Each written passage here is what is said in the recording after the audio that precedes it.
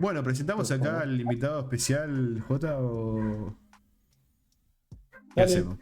eh, ¿querés presentarlo vos? ¿Presento Eh, yo? ¿Presentamos los dos? Como quieras. J, Brian Broski es nuestro amigo de la casa, que nos va a estar acompañando en el stream de hoy. Eh, Nos va a estar contando un poco acerca de Machine Learning. Él es Data Scientist en modo. No sé, ahí Brian, si querés contar vos un poco más Sí, de por igual, dónde empezás. una cosita antes. La verdad, la mejor, pero a mí me habían dicho que íbamos a hablar de otra cosa, si no, no sé si aceptaba o no. Yo no sé si estoy para hablar de otra cosa en este momento. La realidad es que mañana juega Boca de la Libertadores. Estamos todos muy conmocionados por el tema. Qué sé yo, no sé si tengo la cabeza para pensar en otra cosa. Aparte, me sumé y dije, vamos a ver cuántos seguidores hay. Miren, por favor, a todos los que están viendo les pido que miren cuántos seguidores tiene Tengo Data. 77. Gente, No voy a es emitir inevitable. comentario al respecto de eso. Inevitable. Eh, Muy nervioso, pero bueno, nada. O sea que la idea es hablar de Machine Learning, vamos a hablar de Machine Learning un poquito. Pero con la cabeza en lo que pase mañana,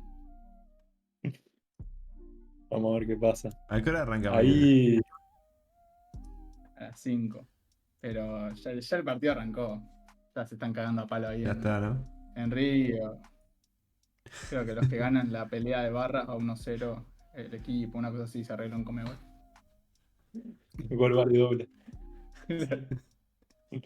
Está muy bien. Ahí, bueno, para los que se sumaron capaz en algún stream anterior, no sé si fue el segundo que hicimos, vino Tevi, vino Polybius, un poco estuvo contando cómo arrancó a trabajar en data él, que tiene un trayecto rarísimo porque arrancó como jugador profesional de póker y después eso lo llevó a laburar en datos. Ahí todo me indicaría que tu carrera es un poco más tradicional que eso, espero, pero no sé si querés comentar un poquito capaz cómo fue el inicio tuyo, capaz que estudiaste, cómo arrancaste en datos. A ver, yo creo que lo que hoy se conoce como Data Science y que hace un par de años que está bastante de moda, vamos a ser francos, eh, al ser un poco moderno es como que no sé si hay algo o una carrera súper tradicional de cómo convertirse en Data Science. Sí es cierto que hay cierto tipo de carreras que te forman de alguna forma que adquirís cierta habilidad que después te va a servir para Data Science. Pero lo cierto es que todas las carreras y los que trabajamos mucho en Data Science después nos encontramos con gente de cualquier rubro, desde ingenierías, como es mi caso, ahora voy a contar un poco más. He trabajado con filósofos, con sociólogos, con médicos. La realidad es, bueno, economistas, muchísimo. Eh, yo creo que lo rico un poco de este área y de todo lo nuevo que está surgiendo es eso, como que se arman equipos interdisciplinarios que están muy buenos y que son complementarios. Si existiera una única forma de ser data scientist, claramente habría toda una parte del mundo que no estaríamos viendo. Así que invito también a los no tradicionales o no carreras tradicionales a interesarse y a meterse porque seguro algo de lo que vieron, estudiaron o vivieron incluso va a servir para formarse y aprender en esta bella carrera. Pero más yendo a mi experiencia, yo estudié ingeniería industrial en la UTN y la verdad es que tuve ciencia de datos como una materia optativa en el último semestre de mi carrera. En ese momento la verdad es que, de hecho, fue la primera camada que había hecho esa materia. Y yo me había anotado porque me quedaba bien los horarios. O sea, ni sabía, decía ciencia de datos, ¿qué es esto? Ni sé en qué estaba metiendo, me Ni parece. sabía qué era. Aparte tiene ese nombre raro, o sea, seamos sinceros. Es un nombre como entre marketinero. Yo una vez escuché una historia, fuente TikTok, o sea, la fuente de la verdad, Chequeable. que era, no me acuerdo en qué empresa yankee, como que les digan, no sé, en Microsoft había mucho de analytics antes de que se ponga de moda el término data scientist. Y eh, había un chabón que era un crack mal. Mal, mal, mal, mal, mal. Entonces se lo estaban por llevar a otra empresa. Él hacía cosas de estadística y de analytics. Y le dijeron, no, quédate, quédate, no sé qué. Acá te ofrecemos mejor sueldo, te ofrecemos esto. El chabón no quería. Tenía un título en su trabajo que no le gustaba. Entonces le dijeron, te vamos a poner Data Scientist. Listo, de una. Y a partir de ahí se empezó a popularizar. Árnelo con pinzas, pero me parece que es un poco marketinero eh, y, Vos te estás metiendo cierto doble ruido. el nombre. Uy, salí. No, iba a decir que no conocía la historia de esa, pero sí doy fe que es verdad, que es un título que se usa mucho afuera para retener a gente que estudió PhDs, que viste que afuera es bastante más común capaz que gente que hizo un doctorado termine trabajando en una empresa, así que por lo menos basado en hechos reales. Tal cual. Bueno, nada, yo me sumé a esa materia como para terminar la carrera. Me había gustado, pero igual, si le soy sincero, no es que me voló la cabeza. También es porque justo todos en el último semestre de la facultad no estamos como para que nos agarre algo y nos vuelva locos, sino ya estamos queriendo cerrar la cortina. Pero me acuerdo que nada, la cursé y me había gustado. Quedó ahí, eso fue ponerle, creo que en el 2018 yo terminé esa materia.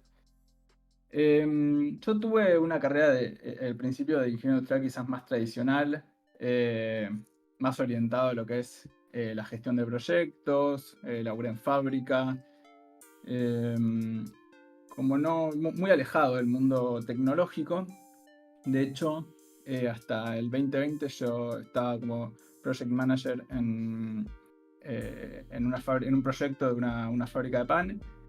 ¿Qué pasó?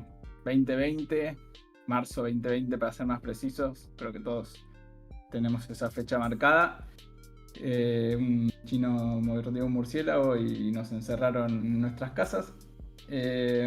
Entonces, de golpe, mucho de lo que yo solía hacer, que era ir, poner el cuerpo, hablar con los equipos, estar en la fábrica, dije, che, ¿qué onda? O sea, ¿voy a poder seguir haciéndolo o no? Como que fue todo de golpe mucha incertidumbre y pensar, bueno, si esto se extiende mucho más, ¿qué onda? ¿Qué hago con esto? ¿Cómo puedo convertir algo o reconvertirme en algo que pueda hacer desde mi casa o de manera virtual?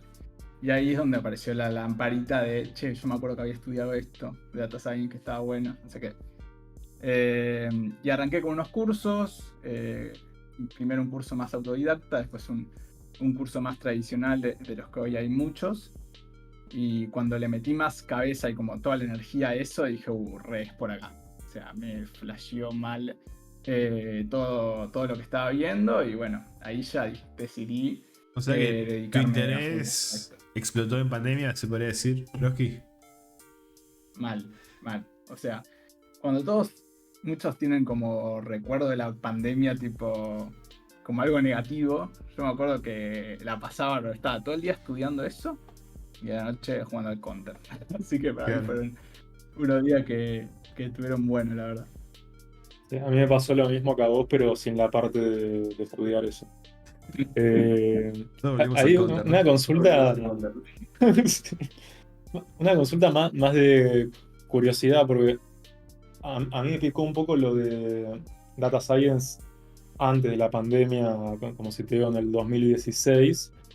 Y cuando empecé a ver los temas que había, arranqué en Analytics porque me resultó más fácil. Y dije, después me muevo a ciencia de datos. Ya pasaron muchos años, todavía no me moví. pero un poco mi roadmap era ese, ¿no? Eh, ¿Cómo conseguiste tu primer laburo en ciencia de datos? O sea, ya directamente con los cursos pudiste hacer eso, tuviste que mostrar algo de portfolio, fuiste con lo opuesto, ¿qué surgió? Mira, yo te voy a contar mi experiencia, que es de alguien con mucha suerte, que nada, cuando hice un par de cursos me puse a buscar un laburo de junior por LinkedIn, por grupos de los cursos, por todo, tuve un par de entrevistas y pude conseguir mi primer laburo con esos cursos. Sé que muchas veces no es el caso y que a veces sí hay que mostrar un poco más de portfolio, más porque muchas veces no condice, y conozco mucha gente que está un poco en esta situación de no condice quizás el seniority o el nivel de experiencia que tienen quizás aplicado a otras cosas con experiencia en data science puntual. Hay como un desequilibrio entre quizás tuviste 10 años de experiencia en otro área y no tuviste nada de experiencia trabajando con data. Entonces hay veces que también se tiene que machear eso, como encontrar un trabajo que entienda que tu experiencia que tuviste no es que no sirve para nada y que se puede complementar con empezar a aprender cosas de data science. Y yo por esa suerte la tuve. Está buenísimo. Sí, ahí viéndolo capaz con otras cosas, ¿no? Pero la típica, ves una job offer que te pide 15 años de experiencia en Kubernetes y sí, bueno, no sé, la tecnología no tiene tantos años, pero capaz yo tengo esa cantidad de años laburando en infra, ¿no? Sí, tal cual. Sí, hace poco vi un tweet que, no me acuerdo, el que había desarrollado, no me acuerdo qué tecnología, tuiteaba una búsqueda y decía, yo no podría aplicar porque necesitaba tantos años de esa tecnología y yo la creé hace menos. Pasa un poco eso. Y Total. eso, Y ahí un poco, dale, dale. no, iba a preguntar, digo, pasa porque los recruiters no están tan al tanto de. Hay tantas tecnologías nuevas que se implementan y decís, tiran falopa o. No va por ahí, ¿no? Y yo creo que la fácil es bardear a los recruiters, pero no me parece que sea así, No porque quise en bardear. general no lo digo por vos, pero yo leo mucho, tipo, che, estos no saben nada, me pidieron tanta experiencia en esto y no sé qué. Y la realidad es que en general las búsquedas se las pasan las propias empresas. O sea, muchas veces pasa que las empresas quieren, mm, me concentro en lo que es data science, que es quizás donde más me muevo, quieren aplicar data science, entonces buscan un montón de requisitos y después la realidad es que lo que realmente se necesita para el estado en el que está esa empresa es muchísimo menos y mandaron a hacer una búsqueda gigante a perfiles mega complejos y al final nada, necesitaban hacer un modelo de regresión loco y listo. O ni siquiera están preparados para eso. Muchas veces es así. Ahí, bueno, ahí después capaz lo podemos comentar más en detalle porque vos laburaste en consultoría, ¿no? Pero ¿te pasó de encontrarte de eso, de que se haya vendido un proyecto gigante ahí con todas las palabras fancy que después, no sé, la empresa no tenga ni plataformas de datos? Pasa, pasa más de lo que se cree. Eh, Porque, a ver, yo, bueno, desde que entré a laburar en Data Science, hasta hace poquito, estuve laburando en consultor. Laburé primero en una más chica, en donde éramos cuatro o cinco con toda la furia. Que eso estuvo buenísimo porque medio que al ser poquitos pasás por un montón de perfiles, desde a veces haces de product owner, a veces haces de Hace de analista, a todo, veces haces ¿no? de data scientist, haces un poquito de todo y aparte los proyectos son re diversos, entonces aprendes mucho. Después pasé a una consultora mucho más grande, de hecho se fusionó con otra. Eh, y yo me acuerdo cuando la primera vez que empecé a trabajar en esa nueva consultora, eh, voy a tirar algo que quizás dicen no tengo idea de lo que estás hablando, pero vieron Madagascar. Ubican la película Madagascar. No se la esperaban eso. Eh, Vamos a poner una sección de Ibas a Code of meter Contents. un teorema, ¿viste? Algo. claro, no, de cosas Yo- técnicas de mí no esperan, pero Yo de esperaba algo más películas va. complejo, ¿viste? No sé, el teorema de Pitágoras. Tipo, cualquier cosa. Es compleja la trama de Madagascar, ojo. Vieron que está el león, está la cebra, está la jirafa, el hipopótamo. Y creo que, no me acuerdo si pasa todo en la misma película, pero al principio son ellos 4, que es como cada uno de su tipo. Y después llegan a Madagascar y ven que hay tipo 700 leones, 700 cebras, todos como... Y a mí me sentí un poco así cuando nos fusionamos con la otra consultora, un poco rebuscado. Pero de golpe era tipo, había 10 data scientists y había 20 analistas y qué sé yo. Entonces dije, uy, qué bueno, como que ahora se labura mucho más en equipo, como compartiendo y investigando juntos y proponiendo cosas. Esa fusión, la verdad que estuvo buena. Em, Sorry por la falopeada de recién. Puedo decir Eh, que el ejemplo está buenísimo. No sabía dónde ibas a llegar, pero cuando cerró me gustó, por lo menos. es acorde, ¿no? Fuiste a Madagascar y encontraste a Eh, Tevi, encontraste. claro, ahí ya te encontrás con todos los leones. Después podríamos hacer un juego de qué rol de data es cada animal, pero no, ¿Qué Madagascar soy no sé Guarda. si, segundo? no sé si es el momento. No me acuerdo bien a qué iba con esto, aparte de hablar de Madagascar. Em, Pero bueno, básicamente el laburo en consultora es muy distinto a lo que es el laburo en una empresa más. Quizás como que te contrate directamente la empresa y tener tus propios datos. Ah, ya me acuerdo, me habías comentado lo de entrar a proyectos que los datos estén en cualquiera.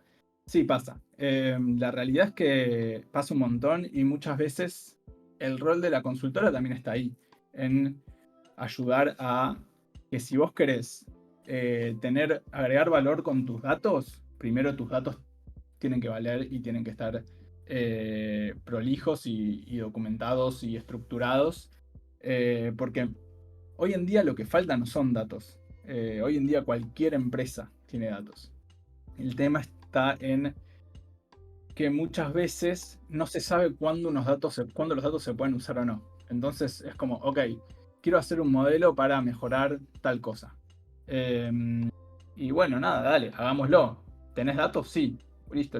Se vende el proyecto, qué sé yo, dale. Pero bueno, cuando entras a ver los datos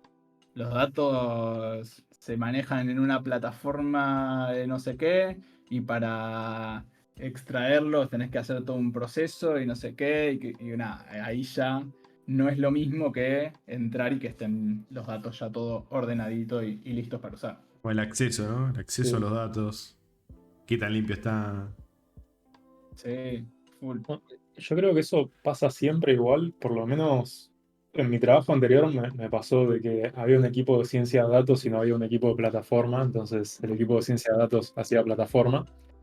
Eh, Acá en el que estoy ahora no me pasó tanto, pero sí al principio hubo mucho laburo de separar hype de valor y entender que no podés hacer un modelo de Machine Learning si todavía no tenés el data lake construido, ¿no?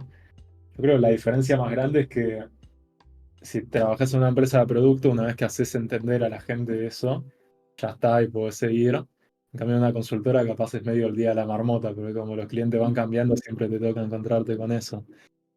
Ahí, ¿qué diferencias viste vos en trabajar en una empresa de producto y una empresa de consultoría? Bueno, mucho de lo que dijiste se basa las diferencias, o sea, en estar cambiando mucho de cliente y de empresa. La realidad es que, como todo, tiene sus pros y sus contras. Eh, yo creo que laburando como consultora, lo primero que aprendes es a adaptarte. Es muy importante que vos vas a estar trabajando con clientes grandes, con clientes chicos, con clientes de donde sos, con clientes de afuera. con un montón de empresas que cada empresa tiene su filosofía y eso depende de millones de factores. Entonces, si vos no podés adaptar tu forma de trabajo a cómo trabaja la empresa que te va a contratar, es muy difícil que algo salga bien de eso. Entonces, te enseña mucho a ser flexible y a poder adaptarte a los distintos desafíos. Porque incluso, aunque, no sé, 5 empresas distintas te contraten para hacer un modelo de churn, te aseguro que los desafíos que tengas en esas 5 empresas, en esos 5 clientes, van a ser completamente distintos a pesar de que te contraten para hacer exactamente el mismo modelo. Uno no va a tener tal dato, otro va a tener muchísima burocracia. Otro, los que te contratan son distintos que los que van a trabajar con vos. Eso es algo que recontrapasa. Entonces muchas veces te ven hasta como una competencia de, che, este nos viene a sacar el laburo o esto no sé qué, que lamentablemente pasa. Está como esa creencia de que quizás si algún gerente contrata algún refuerzo de una consultora es porque no está contento con su equipo y muchas veces nada que ver, de hecho es porque quiere potenciar a su propio equipo. Entonces hay un montón de desafíos que están buenísimos, pero es cierto que te demanda estar siempre como, por decir algo, Cambiando, ¿no? alerta. Siempre, sí, porque al final de cuentas vos estás haciendo algo para otra persona. Entonces, la otra persona es la que va a poner un poco las reglas del juego en general. Cómo van a ser los entregables, cada cuánto, qué reuniones van a haber. Incluso si no hay una relación que fluya, muchas veces estás trabado, sin poder hacer nada, sin tener accesos. Entonces hay como ciertas cositas que varían mucho como trabajando en una empresa de producto. Porque manejan distintas tecnologías, distintos stacks, ¿no? Manejan otros. Tienen montado todo en Google, otros en Amazon. Esa es la Claro. ventaja, ¿no? Porque te puedes adaptar la oportunidad de aprender un montón de tecnologías trabajando en un solo lugar, ¿no? Es eso, pero volvemos un poco a la base. Si vos no sos una persona que te gusta adaptarte o flexible a los cambios y decís, no, mira, la verdad es que yo soy desarrollador que trabajo solo con AWS y prefiero especializarme en eso y bueno, quizás el laburo de consultora en esto de adquirir muchos clientes y diversos no es para vos. O tenés que enfocarte justamente en solo clientes que se adapten a lo que vos podés ofrecer. Claro. Y tiene esto también, ya que hablamos de las diferencias, que el desarrollador, o en mi caso el data scientist, termina trabajando en los proyectos que se puedan vender. Entonces, quizás hay momentos que la empresa, la gente de ventas o quien sea que esté vendiendo los proyectos, vende proyectos que están buenísimos y vos estás en proyectos que te gustan, te motivan y te encanta. Puede haber épocas que no salgan proyectos tan copados o que no te gusten tanto, o se vendió lo que se pudo o no se vendió. Entonces, en eso también tenés que adaptarte, que no siempre vas a estar proponiendo vos o eligiendo vos en lo que vas a estar trabajando. Y eso puede estar, te la puedes bancar por un tiempo, pero quizás si estás mucho tiempo sin algún proyecto que te cope, nada, no es algo que te termine motivando en el día a día. Sí, ahí relacionado con eso un poco me resuena, viéndolo sobre todo en el equipo que estamos ahora, ¿no? Que yo no es que lo vi desde que arrancó, pero casi, y puedo ir relacionando los distintos proyectos que hicimos con los que estamos haciendo ahora y ver cómo vamos subiendo cada vez un poco más la vara, ¿no? Lo que me pasaba cuando trabajaba más en consultoría era tipo máquina de hacer chorizos, ¿viste? Entra acoso, saca proyecto, listo, pum, producción, y después te pones a hacer una cosa que no tiene nada que ver con eso. Capaz estás haciendo mantenimiento del otro, obviamente, pero es como que no llegás a ver capaz el impacto que tuvo realmente en la empresa eso que hiciste, ¿no? Totalmente. A veces es como que llegás hasta ahí y listo, terminaste y, che, bueno, contame qué pasó, o sea, ¿funcionó, no funcionó? ¿Le hicimos ganar plata a la empresa o no? ¿Los clientes están más contentos? O cualquiera sea que sea el objetivo del proyecto, muchas veces es como que te cierran la puerta ahí. Y eso cambia completamente cuando laburás para una empresa de producto. Eh, Vos estás y estás todo el tiempo a la expectativa de si lo que haces tiene impacto real en el negocio y lo que haces y ese impacto se ve mucho más rápido, es muy tangible. Más como la empresa donde estamos trabajando, que los números se comparten todo el tiempo. Tenemos las pantallas con los principales indicadores del negocio. Tenemos reuniones donde se comparten las iniciativas en donde se mejoran estos indicadores, estos números. Todo el tiempo estamos midiendo los resultados. Entonces, eso hace también que pueda decir, che, qué bueno esto que hice porque ayudó a tal objetivo que tiene toda la empresa. Y trabajar por una empresa, a diferencia de consultoría, te da como ese sentido de pertenencia y como de comunidad, estamos todos tirando para el mismo lado. No es que si yo tengo un inconveniente con tal dato, con tal base, quizás tengo que ir a tocarle la puerta a alguien que no tiene ni idea quién soy ni para qué estoy haciendo esto y me pateo una reunión 2 semanas. Es como, acá todos estamos queriendo empujar para adelante y que las cosas salgan. Y, y eso hace también que la forma de trabajo sea distinta, porque muchas veces, si no se da este, como este contexto, el ida y vuelta, las reuniones y todo, termina siendo como más dolores de cabeza que otra cosa. Igual, ojo, quizás también a un disclaimer, estoy sesgado por la, el momento y la empresa donde estamos trabajando. Probablemente haya empresas, o sea, haya data scientists que laburen en empresas, no en consultora, y no sientan esto que estoy contando yo. También depende mucho de la filosofía de cada empresa. Pero siento que puede ser mucho más común laburando para una empresa y para una empresa de producto que en consultora, donde quizás estás un ratito en un cliente y listo, chao. Está buenísimo. Y ahí, un poco saliendo capaz de la diferencia esta de consultoría, empresa más de producto, ¿qué cosas crees que tiene que saber un científico de datos a nivel general como para poder desempeñarse en el área? A mí me gusta pensar como lo que es data science, como la intersección de tres cosas importantes que se van a usar todo el tiempo que trabajes esto, que es conocimiento de negocio, programación y estadística. Imagínense como si fueran tres circulitos y la intersección termina haciendo a un data scientist. Ahora bien, como hablamos al principio, vos podés llegar a ese centro desde cualquier lado.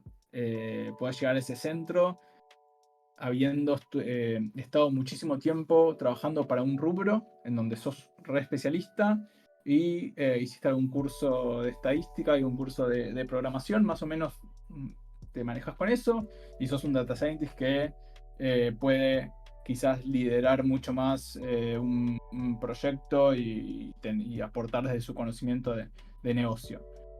Puede haber otros data scientists que vengan más del palo de exactas, de estadística, matemática, o del palo de la programación, de ingeniería de sistemas, en donde su parte técnica es mucho más fuerte. Entonces eso hace que, bueno, sean un perfil de data scientist muy distinto al anterior. Pero yo creo que con tener un poquito de esas tres cosas, entender qué te gusta más y quizás qué tenés más facilidad, vas a ir formando tu perfil de data scientist. Ahora bien, si hablamos de cómo conseguir quizás un primer trabajo, para mí ahí falta un factor clave, que es lo que comenté al principio, que es muchas veces tenés que tener suerte. Tenés que tener esa persona o esa empresa que diga, che, voy a apostar en una persona que sea su primer laburo, que quizás no tenga experiencia, que le veo potencial.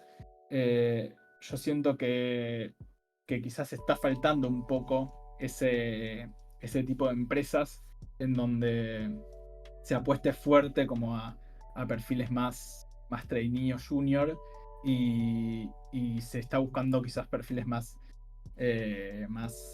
senior, semi-senior y quizás siempre está bueno recordar esto de que no hay senior sin junior y que las puertas deberían ser un poco más fácil, por lo menos el acceso al primer laburo en IT. Che, bro, acá. Bueno, primero están diciendo que te pasaron un sobre Santi en chat. Para hablar bien de. Iba a consultar, creo que lo hablamos con Tevi la vez pasada. Hablaste de estas tres. No sé, verticales, por así decirlo. El Data Science tiene como un perfil más enfocado a matemático. Más. O sea, tiene que saber más de matemática estadística que de programación, por así decirlo. Digo, veo que pasa mucho eso en las empresas, que a veces no por lo menos lo que me enseñaron cuando hice un curso hace mucho, que era que no tenías que saber deployar un modelo, pero sí saber más que ese modelo optimizarlo, digamos. Pero no sé cómo lo ves vos, cuál es tu opinión del tema, en el sentido de ¿es necesario mucha programación para ser data scientist? A ver, yo soy una persona muy tibia en todo ámbito de la vida. O sea, siempre no voy a tomar postura, en general no tomo postura muy extrema sobre algo. Eh, y en esto voy a ir por la tibieza, o sea, ni. Eh, Vos podés ser un experto en matemática, en estadística, y ser un gran data scientist, o podés ser un experto en estadística y no serlo, o lo mismo con programación. Me parece que tiene que haber como una unión entre lo que la empresa necesita y lo que vos te interesa y podés dar. No es lo mismo Sacaste una frase el data del scientist. Ikigai, me parece. Terrible. Después me salen los videos. Em, Después, no es lo mismo el data scientist que va a estar investigando sobre cómo mejorar una partecita de un modelo que el data scientist que va a estar armando el primer modelo para una empresa, para una pyme que nunca tuvo contacto con Machine Learning. Entonces, creo que lo importante es entender qué es lo que te gusta de todo el mundo de Data Science, enfocado, a mí me gusta enfocarlo en esas tres patas, la parte más matemática, estadística, programación y negocio, ver qué es lo que te resulta más fácil y en base a eso, quizás explotar más esa parte y buscar laburos que exijan más la parte que te interesa. Está bueno eso porque muchas veces hablamos como si, no sé, un analista, un ingeniero de datos, un científico de datos, los hicieran en una empresa cortándolos por una matriz, ¿no? Y los perfiles profesionales tenés casi tantos matices como personas y siempre podés tener un flaco que capaz está más orientado a la parte de machine learning, otro un poco más, no sé, que le gusta la experimentación, que sabe hacer buenos análisis, buenos insights o lo que sea. Y después, bueno, abriendo eso, todos los distintos tipos de modelos que puedes llegar a tener, que capaz uno se lleva mejor con alguno que con otro, ¿no? Total, total. Ahí, ¿qué tipo de proyectos suele encarar un científico de datos, tipo como en su caja de herramientas? A ver, en general, bueno, quizás vamos desde lo más básico. En general, un proyecto de ciencia de datos, el fin es tomar una decisión a partir de una predicción que pueda hacer un modelo, ¿sí? van a escuchar mucho la palabra modelo. La herramienta fundamental, si se quiere, del Data Scientist son los modelos de Machine Learning. Y estos modelos, la idea es que puedan predecir algo que está pasando, que va a pasar, y en base a eso tomar una decisión sobre cómo accionar para que cierta métrica de negocio mejore. Entonces, partiendo de eso, lo que es muy importante entender cuando vamos a arrancar un proyecto es cuál es la situación actual, qué es lo que está pasando, tener este entendimiento del problema y del negocio, para poder también setear qué es lo que vamos a querer lograr con este proyecto. Muchas veces se mandan a hacer proyectos en donde eso no está tan bien definido, entonces después llegamos al final del proyecto, que ya hicimos el modelo, lo estamos usando, está en producción, todo, ¿anda bien o no? Y no sé, ¿qué queríamos hacer con esto? ¿Qué queríamos bajar? ¿Cómo medimos el éxito de ese modelo? Bueno, por eso todas esas preguntas son los que se suelen hacer al principio. Ejemplos hay miles. Quizás los más típicos de empresas pueden ser modelo de churn, que es predecir cuándo un cliente se va a dar de baja. Entonces, en base a eso, tomar acciones para prevenir que no se dé de baja. Fraude, por ejemplo, detectar cuando un cliente es fraudulento o no, o alguna transacción sea fraudulenta, hasta proyectos más complejos de hacer computer vision, en donde tengas imágenes de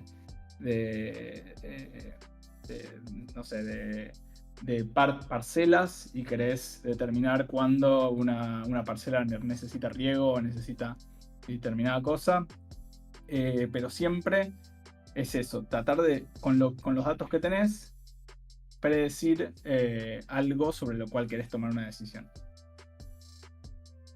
Ahí hablaste o dijiste las palabras Machine Learning unas 25.000 veces. Se habla mucho también de IA ahora. ¿Es lo mismo? ¿Son cosas distintas? ¿Cuál es la diferencia entre Machine Learning e inteligencia artificial? Bueno, Te agrego una más. Deep Learning.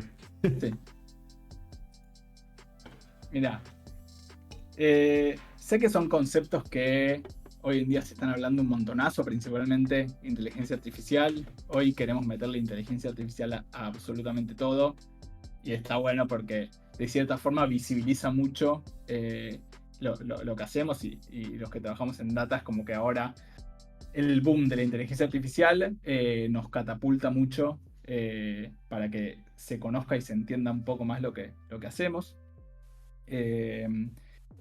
Pero a mí una vez me enseñaron unos conceptos que para mí tienen sentido y está bastante bueno sobre realmente si la inteligencia artificial es lo que hoy en día todos hablamos de una inteligencia artificial. O sea, cuando hablamos de inteligencia artificial, ¿qué es lo primero que se me viene a la mente hoy? Probablemente ChatGPT o algún modelo de esos. Es como que hoy en día se está virando a que inteligencia artificial es un robot que te habla, básicamente. Pero una vez me enseñaron un concepto que para mí está bastante bueno, que ahí vuelvo con mi tibieza y digo, bueno, acá cada uno va a agarrar el concepto que más le guste y va a eso a decir que es la verdad, pero la verdad es que cada empresa, cada persona, son conceptos que cambian tanto que, bueno, cada uno lo puede interpretar como quiere. Pero me planteo la inteligencia artificial, el machine learning y el deep learning como si fuera partes de un todo. Pensemos al todo como la inteligencia artificial. Después, una parte de esa inteligencia artificial va a ser machine learning y una parte más chica de eso va a ser deep learning, ¿sí? Y ahí vamos un poco quizás con las diferencias. Inteligencia artificial lo podríamos llegar a interpretar como hacer que una máquina haga algo que en algún momento lo hizo un humano. Entonces, si arrastramos ese concepto, podemos encontrar inteligencia artificial en máquinas de hace 80 años, en fábricas en donde una cinta transportadora tiraba para un lado o para el otro una caja según cuánto pesa. Y eso que quizás hace mucho antes lo hacía una persona, programar algo para que lo haga, eso lo hace inteligencia artificial. Pero eso no significa que esa inteligencia artificial sea el robot que habla y que decida. Simplemente las reglas que nosotros pensamos que lo haga un humano, las traducimos a que lo haga una máquina. Entonces, esa inteligencia artificial puede ser o no machine learning. Entonces, ahí vamos un poco más adentro de este todo y vamos, bueno, inteligencia artificial con machine learning. Y ahí vamos a la diferencia de lo anterior, que era el hombre o la mujer programaba las reglas para que la haga esta máquina, a, ok, ¿cómo es machine learning? ¿Qué es este learning dentro de machine? Bueno, que las reglas no te las voy a dar yo, sino las vas a aprender. La máquina la va a aprender. ¿Y cómo es eso? En vez de darle las reglas que nos dé un output, le vamos a dar un montón de datos para que la máquina pueda aprender esas reglas. Entonces, lo que se diferencia entre esa parte de inteligencia artificial que no aprende y esta parte de inteligencia artificial que sí aprende es la capacidad propiamente de aprender nuevas reglas sobre lo cual tomar una decisión. Y un poquito más adentro de ese machine learning, encontramos deep learning, que es del estilo de machine learning, o sea, sigue creando sus propias reglas a partir de una gran cantidad de datos, pero ahora deep learning va a tener como si fuera distintas capas de este aprendizaje, que de ahí toma el nombre deep, porque es profundo, porque tiene varias capas. Entonces, resumiendo, es eso. Tenemos toda la inteligencia artificial que puede ser o no machine learning y que puede ser o no deep learning. Sí, ahí hay una repregunta en el chat que creo que está buena, que de cuando empezaste a decir del robot que decide si mueve una cajita para un lado o para el otro. Acá Vergesio dice, pero eso no sería programación. Bueno, es que están muy relacionados. Cuando vos programás algo para que tome una decisión en base a reglas, básicamente lo que estás haciendo es una serie de pasos que quizás cuando no existía las máquinas como las interpretamos hoy o como las conocemos hoy, era algo que lo hacía una persona, una inteligencia humana, por decir algo. Entonces, ese traspaso de una serie de reglas que lo hacía una persona a esa misma serie de reglas que lo programa una persona, pero que lo hace una máquina, también se podría considerar como inteligencia artificial. Obviamente no es tan marketinero como la inteligencia artificial de ChatGPT, pero obviamente lo podemos pensar como otra inteligencia. Vergesio. Y relacionado con eso, perdón, ya te dejo, Sí, Marquitos, sí, sí, pero tranqui, tranqui. si vamos a los modelos de machine learning más tradicionales, están basados en árboles de decisión. Un árbol de decisión es básicamente eso. Si el atributo es menor que tanto, hace esto, si es mayor, hace esto otro. Y eso lo hacen con muchos árboles promediados y lo único que hace el algoritmo de Machine Learning es ver a cuánto tiene que ser menor o mayor, que eso antes lo ponía una persona y ahora lo decide ese algoritmo, ¿no? Tal cual. Optimizando gradientes y bla, bla.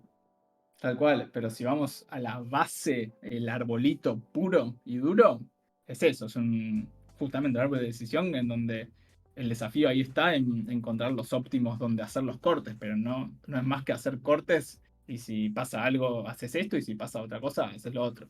Que de hecho, está muy bueno, lo podríamos hacer algún día en vivo también, pensar un árbol de decisión a mano y hacerlo bien manual y casero y para que se entienda cuál es la lógica atrás de después lo que conocemos como ensambles, que son simplemente o complejamente agregar muchos de estos árboles para que trabajen en conjunto. Cuando es todos los árboles es Random Forest, ¿no? ¿Estás hablando, bro? O. Uno de esos modelos de ensamble es uno de los más conocidos, es sí, Random Forest. Ahí Vergesio tenía una pregunta que era: ¿la IA no es IA cuando llega a la singularidad? No sé qué quise decir. Ahí repito, cada uno va a tener su definición de IA, y son cosas. Es muy ingenuo también pensar que un concepto no muta. Lo que quizás hace 60 años era inteligencia artificial, era lo que yo he comentado con la máquina. Hoy inteligencia artificial es ChatGPT, y en 10 años inteligencia artificial quizás es un robot que viene a visitarte a tu casa y te pregunta los síntomas para recetarte un medicamento. Nada, no creo que son conceptos que está bueno dejarlos que vayan mutando y ir aprendiendo de todas sus formas. ¿Sabes que cuando estabas contando lo otro de árbol de decisión me hizo acordar al meme que está, creo que es Scooby-Doo, que le saca y hay un árbol de decisión, o es Unifiels, no me acuerdo si era Unifiels Creo que era tipo o un árbol de decisión. Machine Learning, le sacaba la careta y era tipo if Sí, sí, sí, sí, if sí. esto, y sí, tiene menos glamour, pero sí, hay mucho de eso.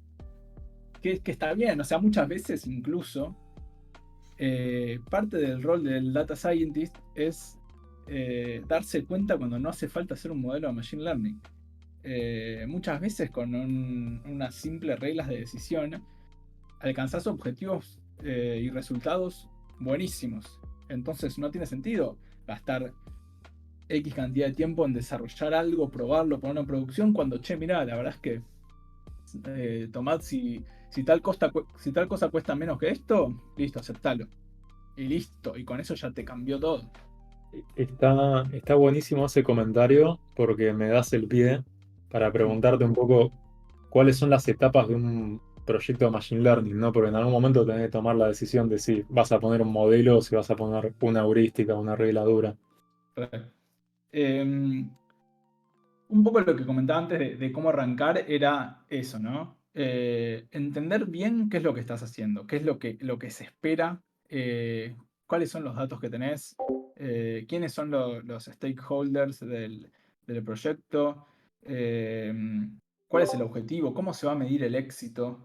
Eh, hay algo hoy en día que esté cumpliendo el rol de lo que vos querés reemplazar, de cierta forma. O sea, si vos querés bajar tal indicador, ¿hay algo que también esté hoy en día intentando bajar ese indicador y no puede, o puede solo un poco? Como hacer lo que se conoce como el discovery, que es entender a la perfección si el problema hace falta, perdón, si el problema se enmarca en un desarrollo de data science. Eso es lo principal. Una vez que todo eso lo respondimos, nos juntamos con los stakeholders, challengeamos la idea, hacemos mucho brainstorming. A mí es algo que me gusta mucho, como involucrar siempre al área que va a sufrir el impacto del proyecto, porque en general son los que tienen como los insights y las ideas más valiosas y saben bien qué es lo que necesitan muchas veces. Muchas veces no saben, pero vamos por el camino feliz en donde saben qué esperarse.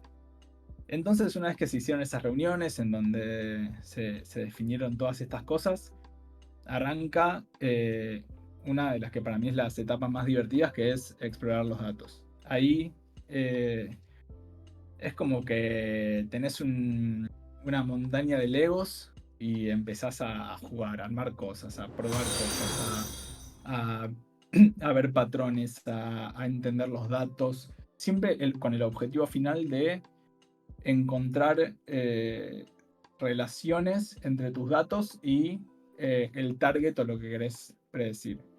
Justo hoy que estaba monotemático con Boca, así arrancamos el stream, teníamos una reunión donde teníamos que contar qué estábamos haciendo de análisis exploratorios y yo lo planteé como, si tenemos el dato de que un usuario es hincha de Boca o de River. Y queremos ver cómo es su relación con el target, que en este caso es que si su reclamo iba a ser favorable o no. ¿Tiene sentido analizar o meter si la persona es hincha de Boca o de River en ese modelo? Y acá es lo interesante de esta etapa, en donde muchas veces es derribando mitos. Es como, bueno, a priori te diría que no, pero si tenemos el dato, hagamos este análisis de ver si hay alguna relación. Y quizás encontramos con que los hinchas de Boca tienen de todos sus reclamos el 80% es favorable y los hinchas de River el 40% favorable. Y decís, che, esto no sé si tiene mucho que ver. Pero bueno, hay algo ahí que parece tener una relación con el target. Eso se ve, lo analizás por un montón de lados y con un montón de variables. Ahí no sé puntualmente con esa, no quiero hacer ningún Es hincha de comentario en Gimnasia, base a los hinchas de cada club, pero puede llegar a ser. Bueno, ahí con lo de Gimnasia está bueno porque son ciudades distintas, entonces son grupos demográficos distintos. Va a tener una muestra Y más reducida, está diciendo Santi. no digo eso, aunque también, eh, pero tenés lo que es una variable en el medio, ¿no? Es como que el cuadro en realidad es como un proxy de algo que no estás midiendo de otra forma, que es en definitiva en donde viven. Sí, sí, tal cual. Y es como que quizás si ni lo analizaste o lo descartaste, te perdiste llegar a esa conclusión. Se podría decir, Entonces, muchas veces como es. Sí. bro, que vos podés predecir de que un hincha, ponele, según datos demográficos, ponele dónde se radica. Si nació de Avellaneda, probablemente sea de Racing o de Independiente, ¿no? Como que se podría llegar a Eh, pensar. yo estoy entrenado para predecir el cuadro de una persona con 5 minutos de charla. ¿Cuántas preguntas tenés que hacer? Entrenar 10 preguntas y estamos. Y esas preguntas se podrían decir que podrían llegar a ser las variables. Pero, bueno, si querés, sigamos con esto del ciclo para no irnos. Pero se podría decir que podrían ser esas variables, digamos, Sí, sí, si vamos predictoras, al ¿no? juego de, de predecir algo en una conversación, ¿qué club es hincha? Ok. La primera pregunta es, bueno, ¿dónde naciste? ¿Cuántas copas tenés? Se ponía a chicanear. No, distintas preguntas. Y eso sí, van a No, terminar no, siendo lo que se conocen no voy a como los permitir features. ese. ¿Cuántos descensos tenés? Ponele, Marquitos, yo eso no me acuerdo. A ver, te hago como el examen. Pará, voy a cambiar de tema, ¿no? Por pregunta. Me gustó más el ejemplo. ¿Moriste el 9-12 de 2018? Bueno, puedo preguntar eso. Ya sabe que soy de Boca. Dice. No jugó más.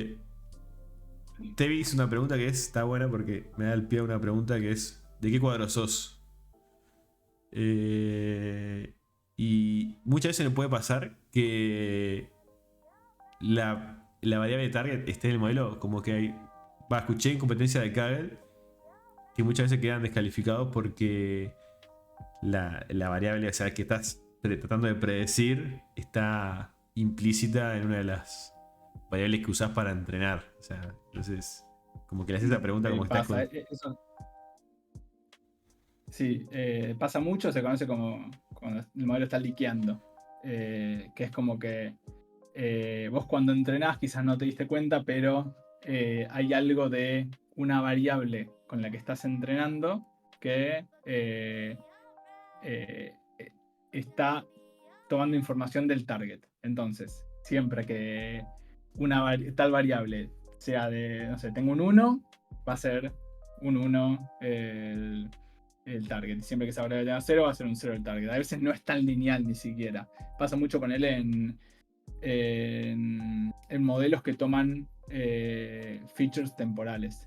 Entonces quizás no te diste cuenta, pero entrenaste con información futura que después cuando predecís, obviamente vos no tenés el dato del futuro. Entonces quizás estás entrenando y en el entrenamiento te da todo espectacular, y vas a decir, ah, soy re yo, ya está, vamos a poner un temor en producción, las métricas están espectaculares, y después da todo como el orto, decir, ¿qué pasó? Bueno, Claro. muy probablemente el modelo está liqueando. Me pasó hace poquito eso, con el que están haciendo ustedes, de hecho. Ahí los chicos están haciendo un modelo como para predecir si un reclamo sería favorable o no. Y yo creo que había puesto como feature cuánta plata le habían devuelto al flaco después del reclamo. Y claro, la precisión era 100%, pero porque es información que no tenés en el momento que el modelo va a funcionar en la realidad, ¿no? Tal cual, o sea, el modelo aprendió que si tuvo algún refund va a ser positivo y si tuvo 0 refund va a ser negativo. Claro, si cualquiera. Mira, haciendo trampa. Pero Buenísimo. pasa un montón. Sí, me ha pasado a hacer, me acuerdo, un árbol de decisión en otro trabajo. Y mi jefe me haya dicho, ¿estás seguro de este? de cuando medimos el modelo daba muy bien. Y dije, ¿estás seguro que está bien esto? y de tener en cuenta eso, me acuerdo. Pero como también puede estar alineado con esto de sobreentrenar también al modelo. O si quieres, podemos igual de Sí, últimas. a ver, lo que es el overfitting o sobreentrenamiento básicamente es cuando un modelo no puede generalizar. Entonces, vos estás aprendiendo demasiado, estás casi como aprendiendo de memoria los patrones sobre el dataset de entrenamiento con el que estás entrenando. Entonces, en el entrenamiento vas a tener métricas buenísimas, pero porque casi que lo estás memorizando. Y después, cuando querés generalizar a casos que el modelo no vio, las métricas bajan un montón. Ese es el caso típico del overfitting. No es el mismo caso que cuando el modelo liquea, pero son dos cosas que se van a ver con las altísimas métricas de entrenamiento. Claro. ¿Qué podés hacer para evitar esas cosas? Muchas veces el overfitting se debe a la complejidad que tiene el modelo. Entonces vos, no sé, estás entrenando una red neuronal en donde es recontra compleja y aprende tan bien los parámetros, se entrenaron de tal forma que aprenden tan bien los patrones que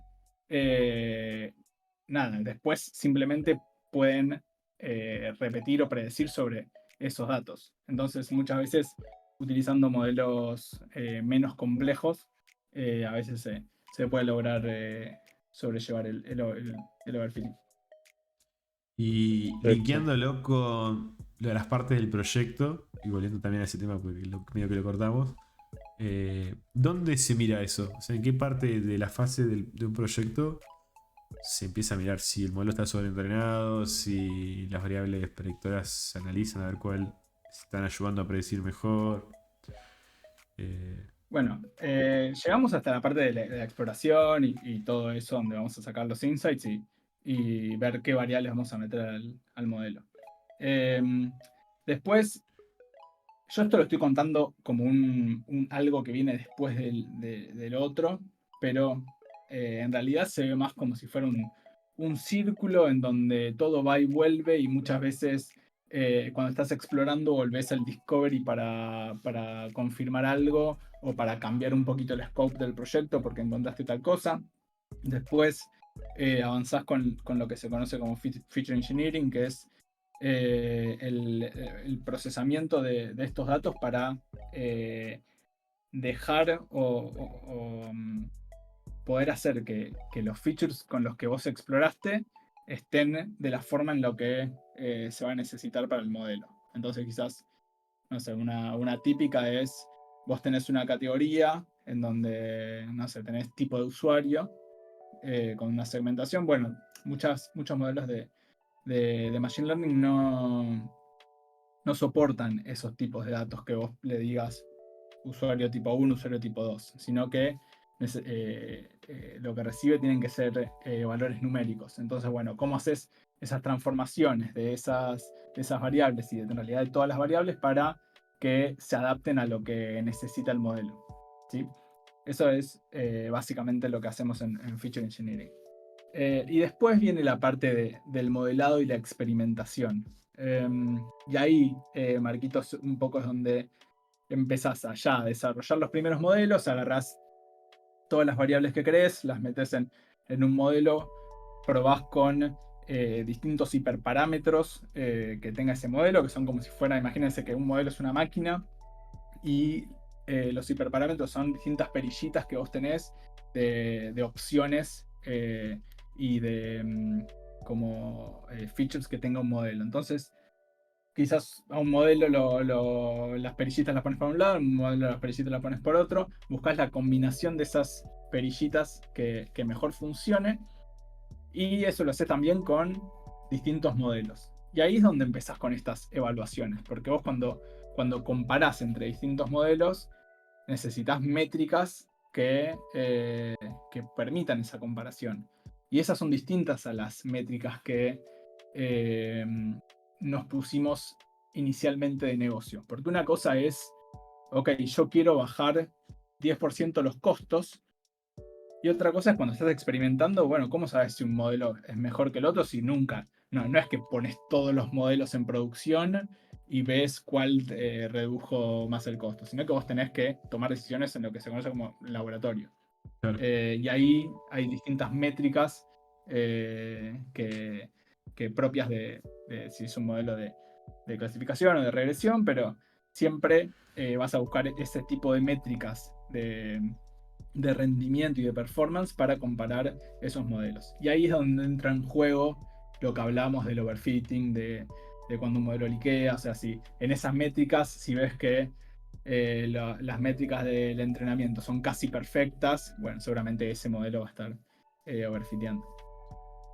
Ahí una pregunta de Vergesio que creo que le pega a todo lo que estás comentando, pero es, todas estas cosas que contás, ¿cómo lo armás? Siento que es toda una caja negra que metes cosas. Pongámoslo para una persona que no laburó nunca en Data Science, eh, en un proyecto que vos quieras, ¿no? ¿Cómo encarás esto? ¿Te sentás en tu casa con un Jupyter Notebook, empezás a importar librerías? ¿Cómo haces el análisis? ¿Cómo armás los modelos? Bueno, acá cada profesional y cada empresa va a tener su metodología, pero hay ciertas cosas que en general se repiten, que es una de las cosas principales es tener un repositorio en GitHub, GitLab o donde sea del proyecto. Eso lo que te va a permitir no solo es tener como el control de las versiones del código que vas a estar desarrollando, de las notebooks, de todo, sino también poder trabajar de forma colaborativa con otros miembros del equipo. Entonces, quizás, bueno, estamos en etapa exploratoria, ok. Tenemos un repositorio, yo me creo una rama en donde mi objetivo va a ser explorar tal feature. Y vos, Santi, te creas una rama en donde tu objetivo va a ser explorar tal feature. Entonces cada uno hace su exploratorio y llegamos cada uno a sus conclusiones. Después acá hay más distintas metodologías en donde hay ciertas empresas que dicen no, los exploratorios no los subas o no los merges al repositorio principal porque no va a ser algo que sea más productivo. Hay algunos que sí, bueno, eso ya son pequeñeces, pero en general es eso. En lo que es exploratorio, te bajás el repositorio, creas tu rama y empezás a analizar. ¿Qué es analizar? Bueno, es muchas veces involucra abrir una notebook, una Jupyter Notebook, importar los datos, importar las librerías que vas a usar, que en general son más de procesamiento de datos y de visualización, tipo Pandas, tipo Matplot, Seaborn o la herramienta que uses. Y después lo importante es hacerse las preguntas. Yo creo que si bien es cierto que las herramientas suman, lo más importante es poder hacerse bien las preguntas que querés contestar. Porque después, si yo me quiero hacer, si tenemos la misma pregunta y yo lo resuelvo con un plot de Seaborn y vos, Santi, lo resuelves con QuickSight, no pasa nada. O sea, llegamos a la misma conclusión. El tema es eso, como estar entrenados como para poder hacerse las preguntas que más valor van a aportar al proyecto. Está buenísimo. Y ahí una vez que ya sabes, hiciste toda la evaluación de los features y ya sabes cuál es el set de los que mejor predicen esa variable target, ¿no? El armado del modelo, ¿cómo haces el testeo de eso? Y después, ¿cómo lo pones en producción? ¿Es lo mismo? ¿Subís el notebook? ¿Cómo funciona? Bueno, en la etapa exploratoria, cuando exploramos con los modelos, lo que se hace es entrenar distintos modelos, como comentábamos antes, y comparar las métricas que vos elegiste como para seleccionar cuál es el mejor. Eso siempre lo hacemos como en un ambiente un ambiente de desarrollo, en donde está todo cuidado, sabemos que no se rompe nada y que nada va a tener un impacto real. Después, cuando elegimos un modelo, ahí sí lo que se hace es lo que se llama el deployment o ponerlo en producción, que ahí también cada empresa, cada perfil tiene como su metodología. Muchas veces lo que se hace es armar una API de donde se va a consumir las predicciones de ese modelo y ese modelo se exporta, por ejemplo, en un pickle, en un binario, en donde eh, sabemos que siempre lo que prediga, cuando... A ver, lo importante de que esté en producción es que sea algo repetible y replicable. Entonces, que no sea que si yo tengo un modelo y un día te mando una cosa, me digas que el target es positivo y te mando exactamente lo mismo y otro día me digas que es negativo. Entonces necesitamos que pueda ser replicada. Entonces, básicamente ese pickle nos va a permitir eso y se va a armar todo el proceso para que en esta API estén disponibles todas las predicciones en donde luego el negocio pueda consumir. Por ejemplo, le querés hacer una predicción sobre un usuario, sobre si un ticket va a ser favorable, entonces nosotros a esta API le vamos a mandar un request con determinados features y nos va a devolver la predicción corriendo esos features con el modelo que está en el pickle. Y siempre nos va a dar lo mismo si le mandamos los mismos features. Siempre, bro, es Entonces, así la explotación o puede variar en que no solamente será por una API, sino que, no sé, otra forma de consumir un modelo, ponele, no sé, con decisiones. sí, yo creo que hoy está muy estandarizado en una API, pero muchas veces puedes incluso hacer un CSV, que dejar todas unas predicciones en una carpeta y eso alcanza para el objetivo. Lo hemos hecho, de hecho, para los chicos ahí tienen un modelo que predice la cantidad de tickets hacia un par de meses hacia adelante, y eso para lo único que se usa para consumirlo en un tablero por ahora. Tal cual. Sí, me acuerdo que una vez hemos trabajado en un modelo de fraude que el resultado nos decía, nos sacaba cuentas a inspeccionar. Entonces, al final de todo, al negocio le interesaba tener el listado de cuentas al cual ir a hacer inspecciones. Entonces, ahí no necesitas una API, necesitas simplemente el listado de esos user ID Claro. y listo. Conocer cuáles son o quiénes son, digamos, por así decirlo. Che, hay una pregunta ahí, Claro. bueno, creo que yo la pregunté al principio, un poco camuflada, pero dice Herbar. Muchos me han preguntado si se requieren habilidades matemáticas superiores a otro rol. ¿Opinión? Sí. Yo creo que si... No, definitivamente no.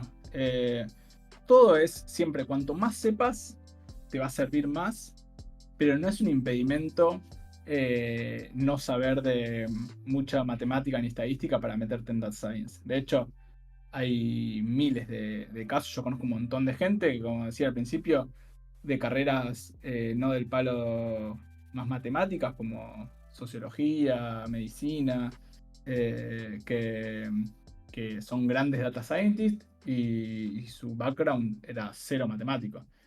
Obviamente hay cosas que una base vas a tener que saber, una base de estadística para entender lo que estás haciendo y cómo funcionan atrás los modelos, necesitas, pero no es necesario saber exacto qué pasa en detalle adentro de cada modelo, porque después termina pasando que hoy en día tenemos ChatGPT o modelos gigantescos que al fin de cuentas nadie sabe puntualmente qué es lo que pasa adentro. Entonces, si hoy te vas no te vas a mandar a estudiar esto porque te da miedo la matemática y sentís que no puedes aprender lo que pasa dentro de un modelo, bueno, quédate tranquilo que muchos grandes data scientists no saben lo que pasa dentro de los modelos más usados o que se vienen como un boom en el futuro y nada, ya no se busca tanto saber cómo hacerlo, sino saber cómo usarlo. Sí, ahí Saber sumo el- que capaz está bueno, o sea, ¿qué saber matemática, no? Tener habilidades matemáticas, porque no vas a necesitar calcular un gradiente a mano. Capaz está bueno que sepas cómo funciona un test de hipótesis a nivel conceptual.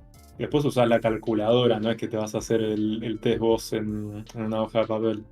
Total, Pero bueno, obviamente todo lo que tengas a nivel conceptual te va a dar un poco más de herramientas. Pero obviamente no es excluyente y menos para arrancar. total. Sí, Sí, me acuerdo que en la maestría a mí me hicieron hacer casos de dar una ecuación y hacer el backpropagation como haría una red neuronal, ponele. claro, eso iba a Y en el decir. momento Yo no nada, tengo lo idea cómo haces, lo funciona la haces a red. ¿No? mano. Y después decís, ¿para qué estoy haciendo esto? Claramente nunca en la vida lo voy a hacer a mano.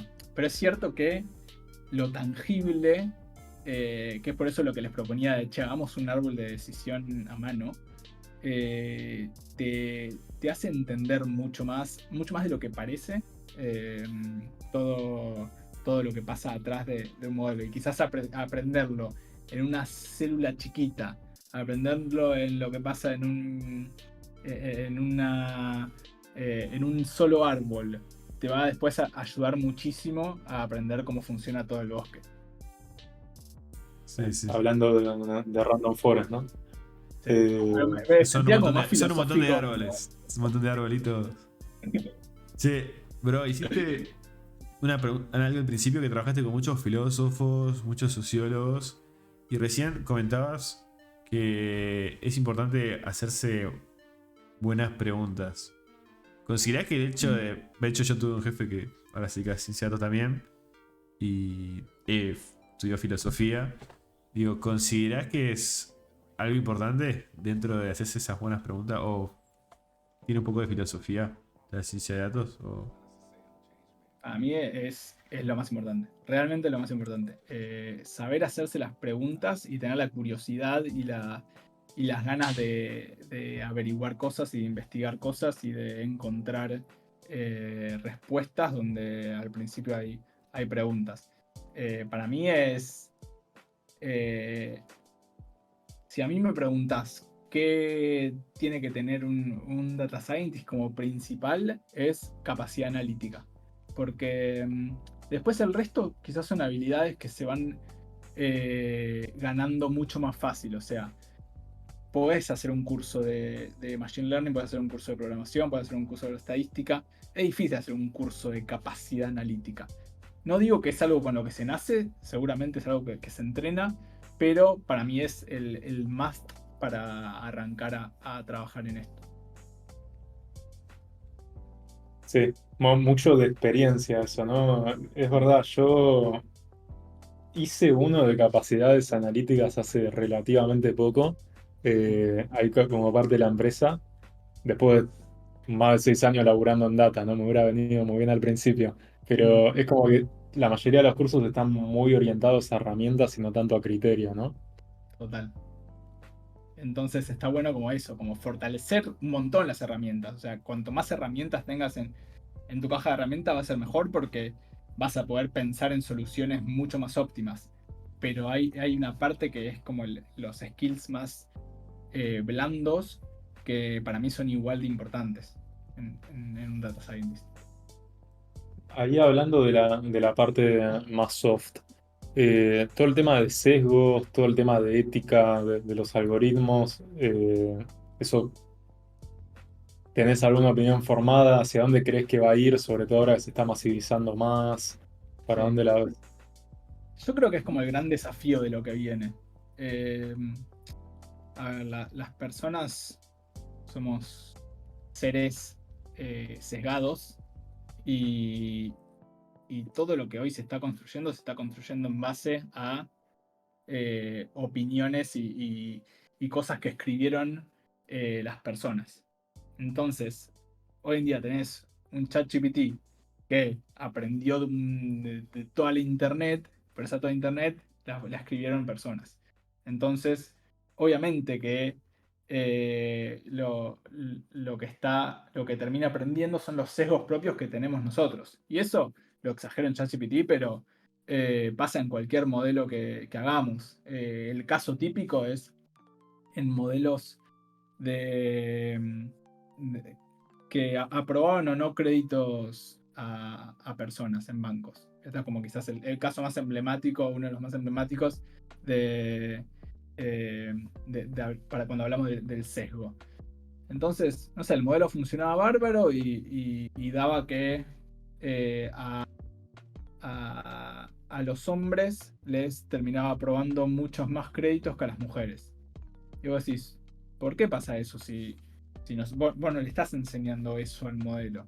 Pero bueno, al final vos le estás metiendo la variable, ponele género al modelo y también le estás metiendo el sueldo promedio que tiene, o el sueldo que tiene cada persona. Entonces ya en una sociedad sesgada en donde las mujeres ganan menos que los hombres, perdón, eso se termina traduciendo en una regla que termina aprendiendo el modelo. Entonces, tenemos que tener mucho cuidado con lo que hacemos, que muchas veces sale desde, no, obviamente no sale desde la mala fe, pero que terminamos metiendo sesgos mismos de la sociedad en los productos que hacemos, y que creo que eso es como el desafío más, uno de los desafíos más importantes de lo que viene de los data scientists, poder desarrollar modelos que estén lo menos sesgado posible. Sí. Bueno, Eso de ese los caso que sesgos es decís vos clave. de, ¿cómo se llama? De probabilidad de dar créditos o scoring crediticio, no me salía la palabra. Creo que está regulado, de hecho, tipo, tenés que poder disponibilizarle al ente regulador cómo está calculado el scoring por detrás. Entonces es siempre un desafío meter algo de machine learning que, como dijiste hace un rato, no sabes bien cómo lo está haciendo. Igual, y hoy en día que se habla mucho más de esto, están lo que son las variables protegidas, que son variables que no podés meter en un modelo. Como por ejemplo, eh, no sé, en ciertos modelos, por ejemplo este crediticio, no podés meter género, no podés meter nivel socioeconómico o algunos que influyan negativamente en este sesgo.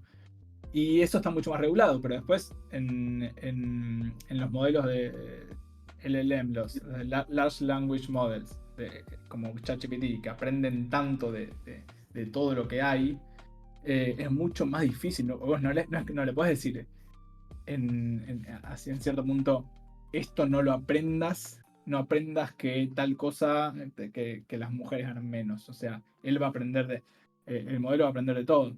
Y de hecho, hace poco me mostraron un ejemplo en donde, obviamente, si vos le decís al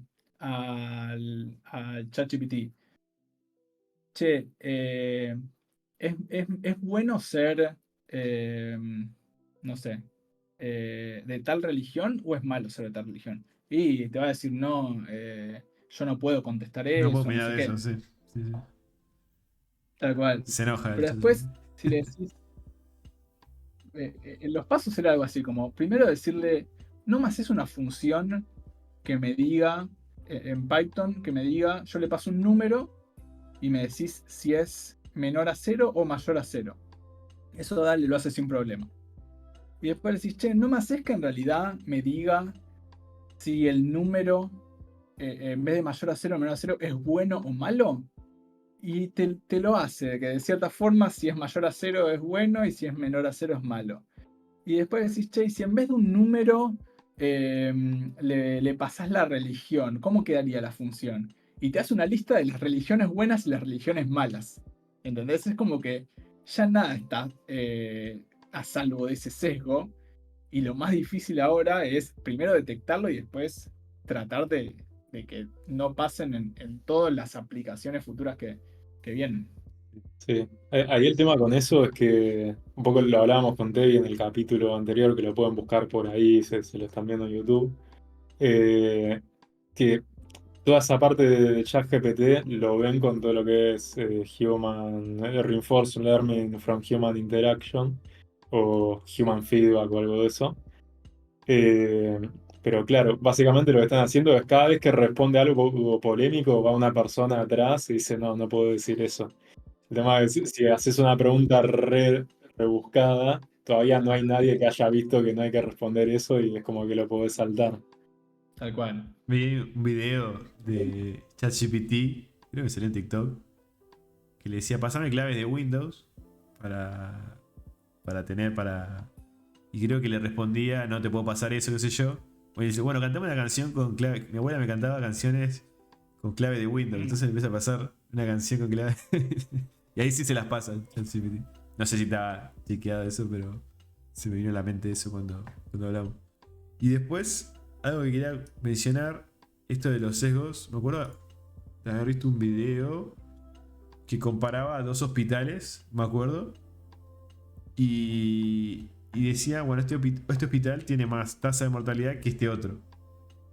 Entonces si vos decías, este hospital es mejor que este, viendo esos datos, pero tenías el sesgo de que no sabías, me acuerdo, no sabías cómo entraban los pacientes a ese hospital. Entonces en uno entraban más hecho mierda, por así decirlo, y en otro entraban más con problemas mucho más leves o más tranqui.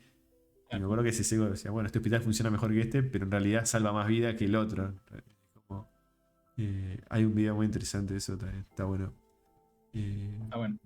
Pero habla un poco así de los sesgos que hay, ¿no? Todo lo que mire, todos Sí, tenemos que es sesgos, algo ¿no? que si se siente un analista que quizás lo saca o no, pero es más probable que se haga la pregunta de si no hay una variable que esté sesgando en el medio, cambia un algoritmo que directamente ya tiene todo ese proceso automatizado, capaz te perdés parte de la película. Claro, tal cual. Ahí Polivio compartió algo Bueno, medio polémico, no sé si. sí, sí, por la Un duda no, virus no o lo algo. abras ahora. Ahora me entra. Sí, ahí, La frase, el sesgo solo es un problema si no es para tu lado. Ese es el mensaje que queremos transmitir. Exactamente. bueno, tratemos de acá para adelante que los sesgos que nos encontremos nos beneficien, porque un poco llegamos a que llegaron para quedarse. Ahí no sé Dentro del si... modelo de tickets, estoy poniendo que cuando tu username es Brian, te los aprueben de una. Entonces, nada, estoy Todos los quejándome por reintegros. todo. Totalmente de acuerdo. Está muy bien. Es buena esa regla. Ahí, che, estuvo buenísimo todo lo que comentaste. Si, a modo de cierre, si alguien quiere, de los que está escuchando, arrancar a laburar en data, ya sea en data science o, bueno, obviamente, que es tu foco, dos o tres tips rápidos como para iniciarse. El primero, no se frustren, porque doy fe que conozco muchas personas que son recapaces y estudiaron un montón y incluso con eso les cuesta mucho conseguir el primer trabajo. En Haití en general, y creo que en este momento pasa bastante. A nivel formarse, me parece que Data Science tiene una filosofía muy de equivocarse, desarrollar rápido y de equivocarse rápido. Y para mí acá es un poco lo mismo. Yo no sé si me metería de lleno en una carrera o en una maestría sin haber por lo menos laburado un poco o tenido algo de experiencia en el rubro, porque quizás te interesa mucho como conceptualmente, pero después el trabajo no es algo que te guste. Entonces, para mí es empezar con cursos, eh, distintos cursos, entender quizás qué es lo que te gusta, quizás pensar más en si te copa algo de todo, lo que hoy se conoce como Data Science en particular, tratar de hacer cursos de eso. Hoy en día hay, por ejemplo, está todo el área de NLP, del procesamiento del lenguaje natural, que está cobrando mucha fuerza, todo lo que es computer vision. Hay un montón de ya especialidades dentro de Data Science, entonces ir como armando tu camino con distintos cursos en paralelo que busques el primer trabajo. Es eso, no frustrarse, mandar mucho CV, estar en contacto con recruiters, con gente del área, hablarle a todo el mundo. Y creo que el salto está cuando conseguiste tu primer trabajo. Ahí es tratar de aprovechar al máximo a todas las personas de las que puedas aprender, hacer, no tener miedo a equivocarse. Siempre toda experiencia es buena, aunque hayas hecho un modelo que no funcionó o no. O quizás el puesto en el que arrancaste no requiera tanto modelado, es más analítico, pero vos se te ocurrió que tal modelo puede servir, entonces igualmente lo haces. Creo que la clave está en hacer, en tener experiencia y justamente esta experiencia se hace haciendo. Si no se puede con algún laburo, con algún proyecto propio, proyectos que hay un montón en cable o en internet circulando, como nada, meterle mucho a eso. Está buenísimo. Ahí, Marquitos, algo para cerrar, dudas que nos hayan quedado. La verdad que un crack, bro. Gracias por sumarte al proyecto este que está arrancando, así que tenés ahí fans en el chat que dice, bro, te amo. No sé grande quiero ser como vos. Ah, eso, ¿alguna red, algo que quieras pasar para tu nuevo club de fans? Brian Broski en LinkedIn, en Instagram. Eh, Nada, respeten igual obviamente los paparazzis y eso en la calle, como que es complicado. Yo sé que este programa te catapulta. Sí, sí, sí. Me han ofrecido justo en el mismo horario ir a Luzu. Y yo dije, no, voy a venir acá porque sé que ¿Hacemos acá hablamos de tengo más programación llegada. o de Chimen? Claro, un viernes a la noche. ¿Qué querés hablar? Del videoclip de Emilia y Tini? No, vamos a hablar de Machine Learning, papá. Sí, sí, sí. Luquita Rodríguez también dice que tiene miedo, estamos compartiendo horario, pero bueno, vamos a Che, hacerlo si llega alguna amenaza o algo, nada, estemos juntos en eso también. Es un mundo complicado el del streaming. ¿A quién raideamos, a che? full. Estoy buscando ¿A quién canales. raidamos? Eh, Iba a raidear a uno, pero está en inglés, así que Me está encantaría difícil. participar de esa charla, pero soy viejo y no sé lo que significa el término. ¿A quién dejamos a los Raidear que esté viewers primero colgados? en español y que cabemos, igual hoy tampoco somos tantos. De nuestro lado, nada, gracias por sumarte de vuelta un viernes a esta hora y nada, vamos a ver el partido de Nada, River. lo mejor y cuando quieran, estuvo muy bueno. Así que se repita. Buenísimo.